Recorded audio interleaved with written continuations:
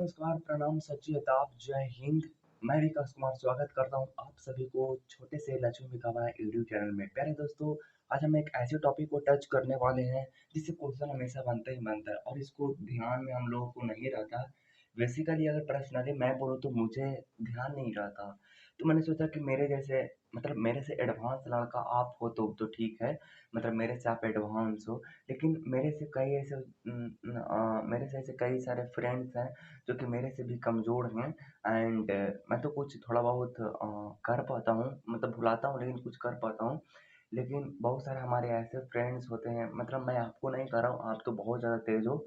लेकिन बहुत सारे ऐसे मेरे गाँव में ही हैं, मेरे गाँव में है, मेरे क्लास में ही हैं कि उनको याद नहीं होता था। मैं सोचता हूँ कि ऐसे कई सारे मेरे स्टूडेंट होंगे जिनको कि बहुत ज़्यादा कमज़ोर होंगे, तो उनके लिए मैं हेल्प चाहता हूँ कि भारत के प्रमुख जलप्रपात भारत के प्रमुख जलप्रपात जो मेन हैं, बाकी सारे तो बहुत सारे हैं, लेकिन पूछते बहुत ज़्यादा कम है। जिनसे पूछते हैं उनको मैं ट्रिक के माध्यम से सोचता हूँ कि वो उनको याद हो जाए। तो पहले देखिएगा कि गो जोग गोर सोप्पा जो है वो शरारती नदी पर मौजूद है। मतलब जलप्रपात है ये जलप्रपात, जो गोरसुप्पा जलप्रपात है जो कि शरारती नदी पर है। और ये कहाँ है? कर्नाटका में है, कर्नाटका में है। अब देखिए, हम इसको गोरसोप्पा जो है वो भारत का सबसे ऊंचा जलप्रपात है। अब इसको ध्यान रखिएगा, भारत का सबसे ऊंचा जलप्रपात अगर आपसे पूछता है तो जो गोरसप्पा इज द करेक्ट आंसर आपकी हो जाएगी। एंड जो गोरसप्पा पर महात्मा गांधी जल विद्युत उत्पादक प्लांट है, महात्मा गांधी जल विद्युत उत्पादक प्लांट जो है वो आपका जो गोरसप्पा पर मौजूद है, और ये शरावती नदी पर मौजूद है, और ये कर्नाटका। वैसे तो अभी आपको याद हो गया कि जो गोरसप्पा है वो शरावती नदी पर है और जो ये कर्नाटका में है, लेकिन ये कुछ टाइम के लिए याद रहता है, रोज हमेशा के लिए भूल जाते हैं। कल परसों तरसों तरसों एग्जाम के टाइम बहुत ज़्यादा प्रेशर होती है ना लोगों को, और वो उस टाइम हर एक चीज़ को रिकॉल करना, आपका अर्थमेटिक्स का क्वेश्चन को रिकॉल करना, आपका जीके का रिकॉल करना, आपका हिंदी का रिकॉल करना, आपका इंग्लिश के ग्रामर के नरेशन आपका जो होती है वो क्या होती है, नरेशन आपकी होती है, फिर एप्टीट्यूड होती है, फिर आपकी होती है फ्रेज होती है, फिर होती है वर्ड पावर होती है। ये क्या क्या कितनी सारी प्रेशर माइंड में होती है, और उस टाइम हम भूल जाते हैं। तो कुछ ऐसे चीज़ यूनिक चीज़ से हम लोग याद करते हैं जो कि हमेशा के लिए याद रहते। तो अब ध्यान दीजिएगा, जो गोरसप्पा ऐसे तो आपको याद हो गया होगा, जो गोरसप्पा है वो शरारती नदी पर है जो कि कर्नाटका में मौजूद है। अब थोड़े सी इसको जो गोरसप्पा जो है, गोरसप्पा जो है वो कोई इंसान है, और इंसान के ऊपर क्या हो गया, इंसान जो है वो क्या हो गया, शराब पी लिया। तो शराब पी लिया तब वो नशे में आ गया। तब नशे में पानी में जब क्रॉस किया ना, तब वो क्या हो गया, उसके पैर में जोक सट गया। गुरसप्पा नाम के इंसान है जो शराब के नशे में इधर उधर घूम रहा था, तब उसके पैर में जोंक सट गया। काले काले जोंक नहीं होते हैं, आज जोंक सट गया। तब शराब के नशे में था, तब वो एकदम नाटक सा कर रहे थे कि ओ मैं तो मर गया, ओहे मैं तो मर गया, ऐसे कुछ नाटक करा था। तो मेरे देखिए एक आपकी जो ट्रिक बन गया, जो गोरसप्पा उसके पैर में जो गोरसप्पा नाम के इंसान था उसके पैर में जोंक सट गया। यानी जो गोरसप्पा जो था वो किसके नशे में था, शराब के नशे में था। और शराब के नशे में था तब क्या कर रहा था, नाटक कर रहा था। तो Karnataka, Karnataka is the correct answer. तो मेरे ख्याल से कुछ इस तरह से याद करें कि गोरसप्पा है, उसके पैर में जोक सट गया था और वो शराब के नशे में नाटक कर रहा था। तो आपका जो गोरसप्पा शरारती नदी पर है वो कर्नाटक में मौजूद है, ये आपको ध्यान में रहेगा। अब हमारा जो नेक्स्ट है वो है कि शिव समुद्र कावेरी नदी पर मौजूद है, जो कि कहाँ है, कर्नाटका में। ये भी कर्नाटका में है। तो शिव समुद्र कावेरी नदी पर है, कर्नाटका में मौजूद है। एंड इसको भी आप ध्यान रखिएगा। एंड चलिए इसको भी हम ट्रिक देखते हैं। शिव समुद्र है, उसको शिव को छोड़ दीजिए, समुद्र को देखिए। अब समुद्र जब होती है तो वो उसका जो लेवल होती है, उसका जो स्तर होती है वो क्या होती है, हमेशा चेंज होते रहती है। क्योंकि मान लो ये रिवर है, और रिवर में ये कुछ पानी रहती है तो कभी अप डाउन उसकी लेवल चेंज होते रहती है, मतलब वेरी वेरी चेंज होते रहती है, वेरी वेरी चेंज होते रहती है, चेंज होते रहती है हमेशा। उसके लेवल है जो चेंज होते रहती है, चेंज होते रहती है, उसके अप डाउन होते रहती है, वेरी वेरी चेंज होते रहती है, वेरी वेरी कहा वेरी। समुद्र है, शिव समुद्र है, मतलब शिव के समुद्र जो है वो वेरी वेरी चेंज होती रहती है, वेरी वेरी यानी का वेरी चेंज होती रहती है। और चेंज होना का मतलब है कि वो नाटक करेगा, तो नाटक करेगा तो हम कर्नाटक में पहुंच जाएंगे। तो इस तरह से कुछ अब ध्यान रहे कि किसी तरह से हमको आंसर तक पहुंच जानी है। आप जैसे ही देखोगे, जैसे ही माइंड में क्लिक हो जाएगा कि शिव समुद्र जो है, शिव समुद्र नदी जलप्रपात है वो किस नदी पर है, तो शिव समुद्र, समुद्र का जो लहर है वो अप डाउन होता रहता है, चेंज होते रहता है, अप डाउन होता रहता है, वेरी वेरी का वेरी। और वेरी वेरी होगा, का वेरी होगा तो वो नाटक करेगा, यानी Kaveri is the correct answer आपकी हो जाएगी। तो नेक्स्ट देखते हैं, धुआंधार धुआंधार जो जलप्रपात है वो नर्मदा नदी पर मौजूद है, और वो कहाँ है, मध्य प्रदेश में। ऐसे तो अभी आपको याद हो गया कि धुआंधार जलप्रपात है वो नर्मदा नदी पर है और वो मध्य प्रदेश में है, लेकिन हमेशा के लिए नहीं याद रहता। चलिए इसको भी हम कुछ अलग ट्रिक से देखते हैं। धुआंधार जलप्रपात जो आपका है, धुआंधार जलप्रपात है वो धुआंधार, तो मतलब धुआंधार जलप्रपात जो है वो आपका है जो नर्मदा नदी पर है और मध्य प्रदेश में है। नदी में जो बहती है वो क्या बहती है, नदी में एकदम पानी निकलते रहती है, धार निकलते रहती है।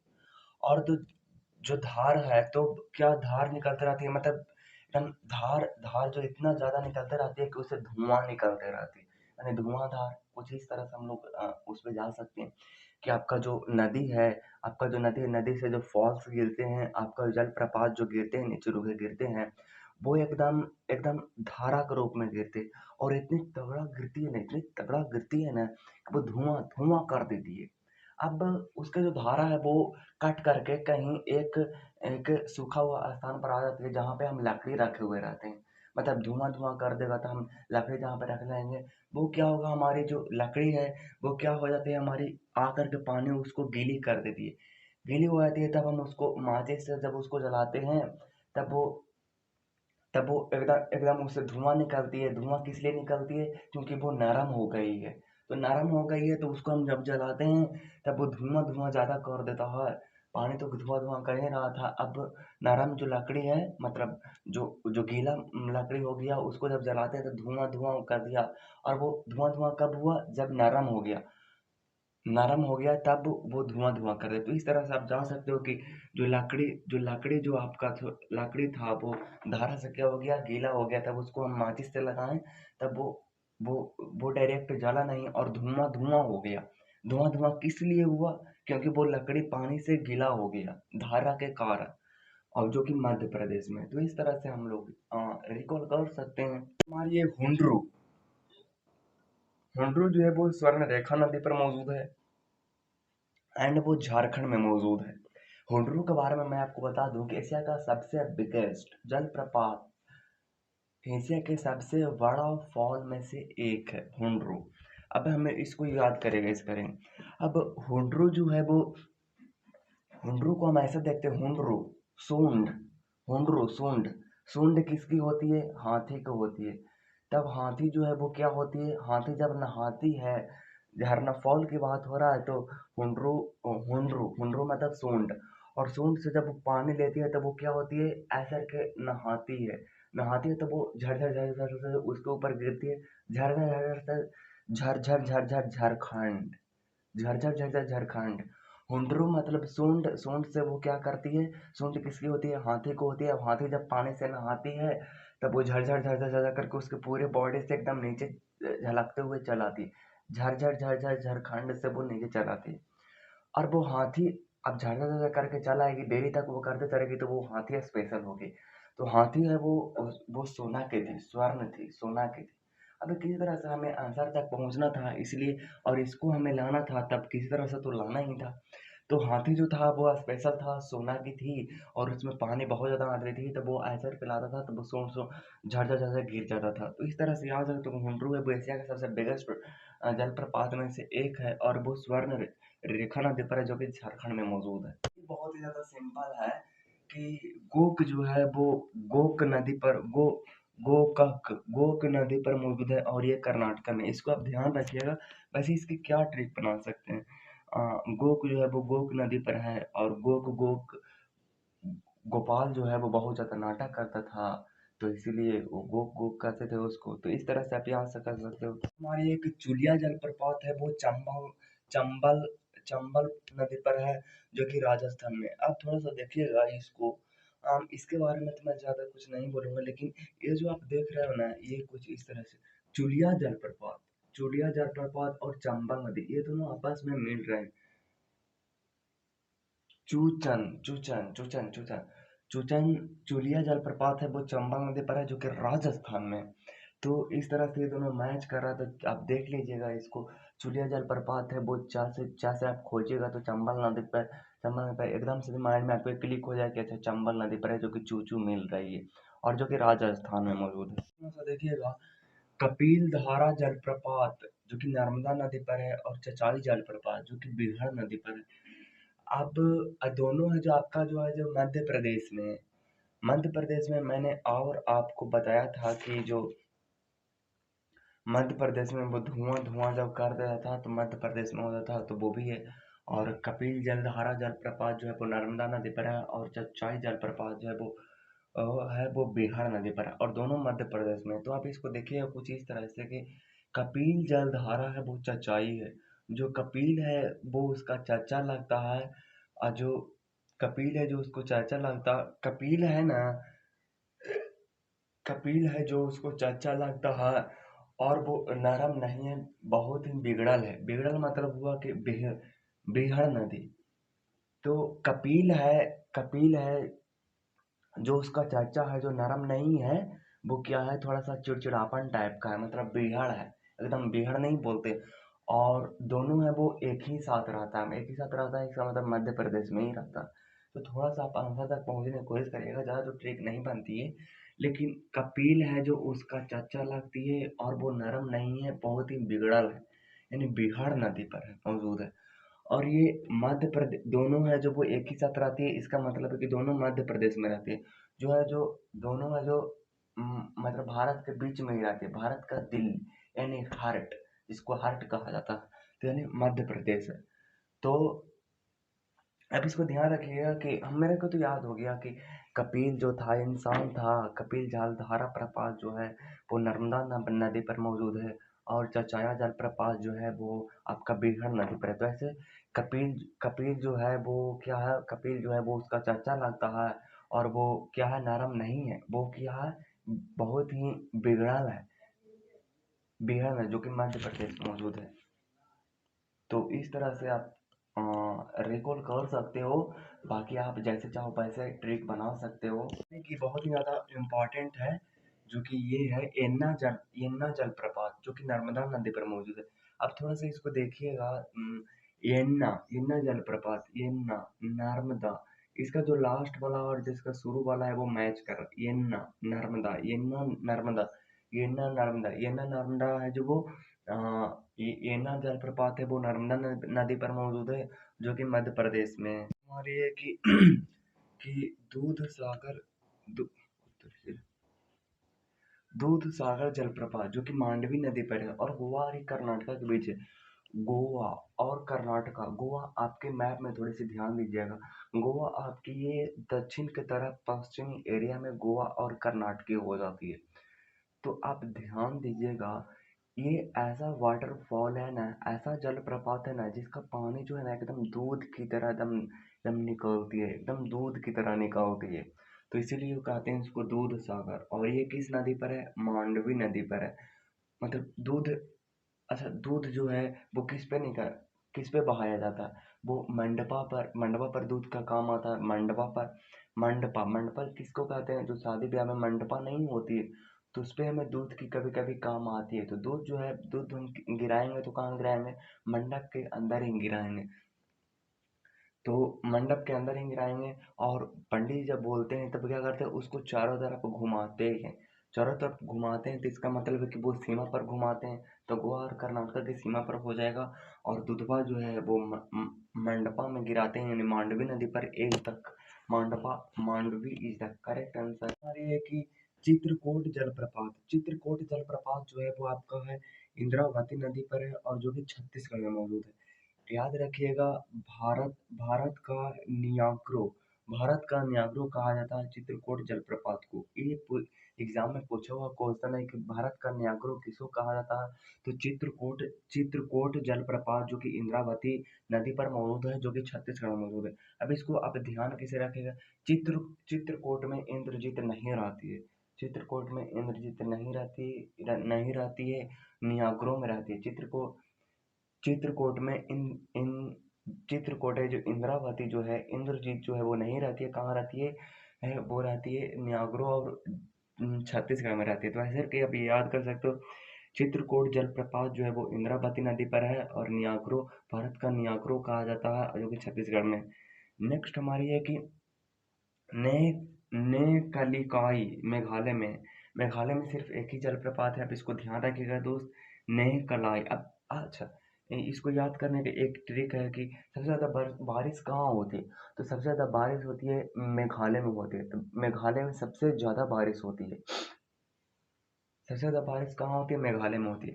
सबसे ज़्यादा बारिश होगी मेघालय में, तो जिस जगह पर जहाँ पे होगी वहाँ पे पानी हमेशा पड़ता रहेगा। तो क्या होगा, जब हम लोग धान में पानी को डालते हैं, तब लोग बोलते हैं ना कि इसको धनमा बहुत ज़्यादा होगा। देखो ना, एकदम काई पे काई लगाया हुआ है, तो पानी जब पड़ेगी तब काई लग जाएगी। काई काई लिकाई काई काई। तो नेह कलाई कहाँ रहेगा, जहाँ पे सबसे ज़्यादा बारिश होगा, यानी मेघालय में रहेगा। तो ये आपका बहुत ज़्यादा महत्वपूर्ण। नेक्स्ट हमारे के बरेही पानी है जो बुध बुध तंग क्या बुध बुधवा बुधवा लंग नदी पर है, जो कि उड़ीसा में है। बुधवा, तो ये आपका ध्यान रखिएगा दोस्त, जो बरेही बरेही बरेही बरेही पानी जलप्रपात है, वो है बुधवा लंग बुधब बुधब बुधवा लंग नदी पर मौजूद है, जो कि ओडिशा में। कैसे आपको इसको याद रखिएगा, आगे वाह है और ये भी वाह है, तो इस तरह से आप ध्यान रखिएगा। और ये इंपॉर्टेंट कैसे बनती है, आपको जो मैंने आपको जो मैंने बताया था कि एक उड़ीसा में राष्ट्रीय उद्यान है, शिमले राष्ट्रीय उद्यान। तो इस चलते वो इम्पोर्टेंट बन जाती है, उसी जलप्रपात उसी राष्ट्रीय उद्यान की तरफ ये बरेही बरेही पानी जलप्रपात है, जो कि बूंदवालंग नदी पर मौजूद है, जो कि उड़ीसा में है। तो शिमली पार्क यहीं पे उड़ीसा में है, और बरेही नदी पर मौजूद है। तो यहाँ पर मेरे ख्याल से थ्योरी पार्ट कंप्लीट होती है जलप्रपात फॉल्स का। एंड ये फुली ट्रेक्ड था। तो आप इसको 1 से 2 से 3 बार आप इसको रिकॉर्ड करिएगा, तो ये आपके अच्छे से याद हो जाएंगे। आप अच्छे से याद कर लीजिए और एग्ज़ाम में जाइए और इसको करेक्ट आंसर करिए। बाकी मिलते हैं किसी नेक्स्ट वीडियो में किसी नेक्स्ट टॉपिक के साथ। तब तक के लिए ऑल द बेस्ट। जय हिंद, वंदे मातरम। उबाल हो ऐसा खून चाहिए, जीत के खातिर ऐसा जुनून चाहिए, ये आसमां भी आएगा जमीन पर, बस इरादों में ऐसा गूंज चाहिए। हेलो नमस्कार प्रणाम सत श्री अकाल जय हिंद। मैं विकास कुमार स्वागत करता हूँ आपके छोटे से लक्ष्मी बिघा वाला यूट्यूब चैनल में। मेरे दोस्तों, इस बिहार पुलिस के सेशन में आप सभी को तहे दिल से आभार व्यक्त करता हूँ। मेरे दोस्तों, आज के हमारे जीके जी से क्वेश्चन है, उसमें सबसे पहला आपके क्वेश्चन है, बिहार शब्द किससे उत्पन्न है। बिहार शब्द जो है वो किससे मार्कर कहाँ बिहार शब्द है वो किससे व्युत्पन्न है। राइट आंसर हो जाएगा बिहार। बिहार शब्द किससे उत्पन्न है, तो बौद्ध मठ से व्युत्पन्न है। एंड बिहार का अगर क्षेत्रफल की मैं बात करूँ, तो बिहार का क्षेत्रफल हो जाता है जाकर के 94,163 किलोमीटर स्क्वायर हो जाती है। क्षेत्रफल के मामले में बिहार है जो आपकी जो 12वां स्थान पर आती है। और बिहार में आपकी जो हो जाती है, सियाही नहीं है क्या, बिहार में आपके 38 जिला हो जाती है। और मैं बात करूँ कि बिहार में लोकसभा सीट जो आपकी है, बिहार में कितने लोकसभा सीट है, तो बिहार में 40 लोकसभा सीट है और राज्यसभा सीट 16 है, यानी 40 और 16 आपकी हो जाती है, जगह के 56 हो जाती है। और विधानसभा सीट है 243, इसका राइट आंसर 243 है, 243 याद रखिएगा। विधानसभा 243 है और राज्यसभा आपका 116 है। 16 है और लोकसभा सीट आपकी जो है वो है 40 है, तो आप इसको ध्यान रखिएगा। नेक्स्ट हमारे क्वेश्चन है कि बिहार बिहार जो पूर्व से पश्चिम की लंबाई कितनी है। तो मैं आपको बता दूं कि पूर्व से पश्चिम की लंबाई है 283 आपकी हो जाती है और चौड़ाई जो हो जाती है वो आपकी हो जाती है, मतलब पूर्व से पश्चिम जो आपकी लंबाई है वो भारत कुछ इस तरह से दिखती है ना, इस तरह से कुछ दिखती है इस तरह से। और इधर आपकी झारखंड तरफ है, तो ये पूरब से पश्चिम जो आपकी है ना वो है 483 किलोमीटर स्क्वायर है। 400 लंबाई है तो वो 483 किलोमीटर है और आपका जो ये जो चौड़ाई आपकी है वो 345 किलोमीटर है। तो हमारे कि बिहार के कितने जिले हैं जो नेपाल की सीमा से लगते हैं, कह रहा है कि बिहार के ऐसे कितने जिले हैं जो आपके नेपाल से लगते हैं। तो बिहार के ऐसे 7 जिले हैं जो कि आपके नेपाल के बॉर्डर से लगती है। नेपाल जो है वो बिहार के साथ 601 किलोमीटर की बॉर्डर लगती है। और मैं बात करूँ कि भारत की सीमा कितनी लगती है, तो वो है 1751 किलोमीटर आपकी जो है वो लगती है नेपाल की सीमा भारत से। क्वेश्चन आपसे पूछता है कि बिहार में अभी कितने जिले हैं, तो मैं बताऊंगा कि बिहार में अभी जो है, बिहार में जो है वो अब 38 जिले हैं, लेकिन ये क्वेश्चन ऐसे आपको नहीं पूछेगा। वो पूछता है कि बिहार में जब बंटवारा होने के पहले झारखंड से कितने जिले थे, पहले तो थे, अब तो है 38, लेकिन पहले कितने थे, तो आपका राइट आंसर हो जाएगा पहले जो था वो 52 जिला था। पूछा कि बिहार की स्थापना कब हुआ, तो बिहार की स्थापना कब हुआ था, तो आपका राइट आंसर हो जाएगा 22 मार्च 1912 को बिहार की स्थापना हुआ था। एंड 1936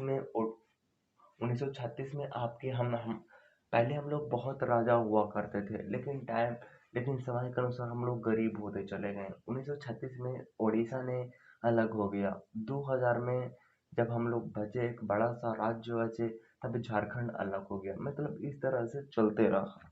काल के इतिहास के मुख्य साक्ष्य कहाँ से प्राप्त हुए हैं। चलिए मैं आपको बताना चाहता हूँ कि मौर्य काल की स्थापना जो किया था वो चंद्रगुप्त मौर्य ने किया था।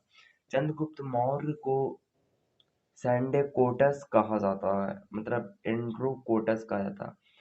भद्रबाहु की सहायता से जैन धर्म को स्वीकार स्वीकार किया था। चंद्रगुप्त के समय में मेगास्थनीज ने चंद्रगुप्त मौर्य के समय में ही मेगास्थनीज ने भारत में यात्रा किया था। तो आप इसको याद रखिएगा कि मेगास्थनीज जो वो है ना, मेगास्थनीज जब वो चंद्रगुप्त मौर्य के समय में भारत की यात्रा किया था। मेगास्थनीज ने ही इंडिका नामक पुस्तक की रचना भी किया था। इसी इंडिका में मौर्य वंश की जानकारी मिलती है। तो बताना चाहता हूँ कि राजगीर का प्राचीन नाम क्या है, तो आप कहोगे कि राजगीर का प्राचीन नाम है राजगिरी नाम है। राजगीर का प्राचीन नाम है राजगिरी नाम है। बौद्ध सभा का आयोजन किया गया था, कहाँ किया गया था, पटना में, पाटलिपुत्रा। पटना के संस्थापक कौन था, तो दयानंद था कुम्हारा। इसका मौर्य वंश की जो मैंने आपको क्वेश्चन आपको बोला था कि मौर्य वंश मौर्य काल के इतिहास के मुख्य साक्ष्य कहाँ से प्राप्त हुआ है, तो वो हुआ कुम्हार से। गया बुद्ध गया में बुद्ध की ज्ञान की प्राप्ति हुआ था। 1922 में गया में एक अधिवेशन हुआ था, कांग्रेस अधिवेशन, जिसका अध्यक्ष सीआर दास था। बिहार में 1857 के विरुद्ध की शुरुआत कहाँ हुई थी, तो वो 10 मई 1857 को मेरठ में हुआ था। उस समय भारत के गवर्नर जनरल था लॉर्ड कैनिंग था। दिल्ली के नेतृत्व किसने किया था? तो बहादुर शाह जफर ने किया था। नेक्स्ट आपके क्वेश्चन ये है कि उस समय कानपुर के नवाब कौन हुआ करते थे? नाना साहब। लखनऊ हजरत महल, इलाहाबाद लियाकत अली, इन Jhansi Rani Lakshmibai. Rohini is the correct answer. Patna में कौन नेतृत्व किया था? तो पीर अली किया था। जगदीशपुर में शासन किसका था? कुंवर सिंह का। मुजफ्फरपुर को चमड़ा उत्पादन के लिए जाना जाता है। मुजफ्फरपुर में सबसे ज्यादा लीची उत्पादन होती है। एंड सबसे पहले दूरदर्शन की स्थापना 1978 ईस्वी में मुजफ्फरपुर में ही हुआ था। नेक्स्ट है कि बिहार के किस जलप्रपात को खदारको जलप्रपात भी कहा जाता है? तो दुर्गावती जलप्रपात। भारतीय कृषि अनुसंधान संस्थान ने पूर्वी क्षेत्र का मुख्यालय कहाँ है?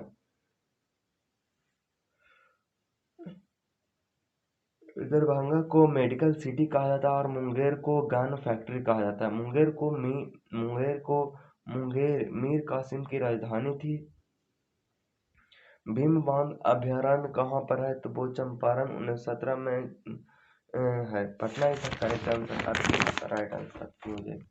बिहार का प्रमुख मक्का उत्पादक जिले कौन है? तो वो है आपकी सारण, दक्षिणी चंपारण, भागलपुर। चावल उत्पादन में सबसे ज्यादा राज्य कौन है? तो वो है वेस्ट बंगाल। और गेहूं में है कौन? तो यूपी है। मक्का जो है वो कर्नाटका में है। सोयाबीन जो है वो मध्य प्रदेश में होती है और गन्ना जो होती है वो यूपी में होती है। आलू जो होती है वो यूपी में होती है। चाय जो होती है असम होती है। कॉफी जो होती है वो कर्नाटक में होती है। बिहार के किस जिले में अनुसूचित जनजाति का प्रतिशत कम है? तो वो है 1.3%। शिवहर, शेखपुरा, खगड़िया और दरभंगा। इंदिरा गांधी राष्ट्रीय मुक्त विश्वविद्यालय का क्षेत्रीय कार्यक्रम बिहार के कहाँ हुआ था? तो वो मुजफ्फरपुर में हुआ था। मुजफ्फरपुर चमड़े का उत्पादन है, लीची का उत्पादन है। दूरदर्शन केंद्र 1978 में जो यही हुआ था। पटना की प्राचीन नाम कुसुमपुर है। पाटलिपुत्रा है। आजिमाबाद है। दरभंगा को मेडिकल सिटी कहते हैं और मुंगेर को कहते हैं मीर कासिम की राजधानी कहते हैं, गन फैक्ट्री कहते हैं, बीन अभयारण्य वहाँ पे है। Patna is the correct answer आपकी हो जाएगा। बिहार में जगजीवन राम संसदीय अध्ययन और अनुसंधान संस्थान कहाँ है? तो वो पटना में। बिहार का पहला दूरदर्शन समाचार पत्र कहाँ? तो वो मैंने आपको तो नूरल आवरण है। बिहार के किस नदी को अपवित्र माना जाता है? तो कर्मनाशा नदी को। फल्गु नदी को निरंजना कहा जाता है। इसी नदी के किनारे बुद्ध की ज्ञान की प्राप्ति हुई थी। कहाँ हुई थी? गया में हुई थी। पीपल के पेड़ के नीचे ज्ञान की प्राप्ति हुई थी। बिहार में बहने वाली नदियों में किसका उद्गम अमरकंटक से होती है? तो सोन नदी को। बिहार के किस नगर में पहला दूरदर्शन केंद्र स्थापित किया जाता है? तो सबसे ज्यादा ठंडा और सबसे ज्यादा गर्मी पाया जाता है। यूरेनियम का भंडार गया में पाया जाता है। 1922 ईस्वी में अधिवेशन हुआ था गया में। बिहार में कहाँ पर एकमात्र तेल शोधन कारखाना? तो वो है बरौनी में। बेगूसराय में बेगूसराय में कांवर झील पक्षी अभयारण्य स्थित है। जब सविनय अवज्ञा आंदोलन की शुरुआत हुई तब बेगूसराय में चौकीदारी कर रोको आंदोलन चलाया गया था। निम्न संधियों में से किसके तहत ब्रिटिश ईस्ट इंडिया कंपनी ने बंगाल विभाजन और उड़ीसा के दोवानी अधिकार प्राप्त किए? बक्सर के युद्ध हुआ था 22 अक्टूबर 1764 ईस्वी को। Trikut versus British East India company वीएसआई जीत गई थी। तब संधि हुए थे इलाहाबाद की संधि 1975 ईस्वी में। इलाहाबाद जिला करण। बिहार में सबसे ज्यादा ठंडा किस जिले में पड़ता है? तो किशनगंज में पड़ता है। कैमूर सबसे ज़्यादा वनीय क्षेत्र है। गया में सबसे ज़्यादा गर्मी पड़ती है। मुजफ्फरपुर लीची उत्पादन 1978 में। बिहार में गया नगर किस नदी के तट पर स्थित है? सरयू नदी को घाघरा नदी के नाम से जाना। सरयू नदी को घाघरा नदी भी कहा जाता है। और मापासांतुंग ग्वालियर निकलती है। सरयू नदी छपरा में जाकर गंगा नदी में मिल जाती है। गंगा भागीरथी प्लस अलकनंदा की संयुक्त धारा फल्गु। विष्णुपाद मंदिर कहाँ स्थित है? गया में स्थित है। निम्न में से किसने तुरंत विभाजन आंदोलन का शुरुआत किया था? तो बंगाल विभाजन 16 अक्टूबर 1905 को हुआ था। असहयोग आंदोलन कब हुआ था? 1920 को हुआ था। स्वदेशी आंदोलन 1905 को हुआ था। सविनय अवज्ञा आंदोलन 1930 को हुआ था। और गदर आंदोलन हुआ था 1913 को। वंदे भारत आंदोलन कहा जाता है असहयोग आंदोलन को। स्वदेशी आंदोलन को वंदे कहता। गौतम असहयोग आंदोलन 1920 में हुआ था। गौतम बुद्ध की ज्ञान की प्राप्ति कहाँ हुआ था? तो मैंने आपको बताया था ये कहाँ हुआ था। आपका जो हुआ था बोध गया में हुआ था। बुद्ध के ज्ञान की प्राप्ति जो हुआ था।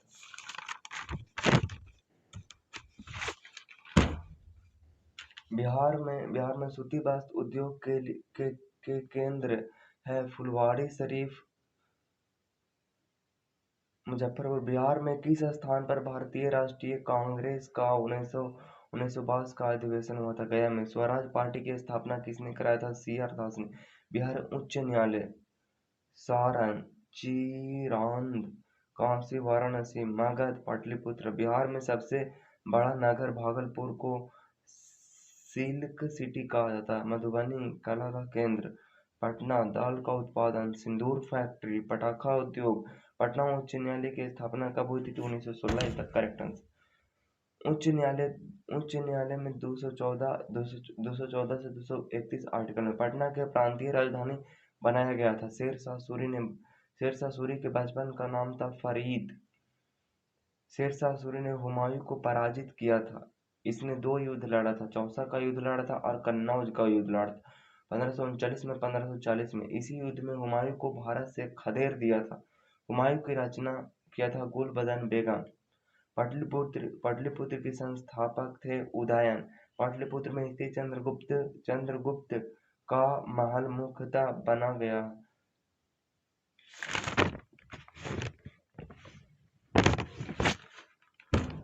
तो इसी के साथ मैं वीडियो को लास्ट करता हूँ। तो जय हिंद, वंदे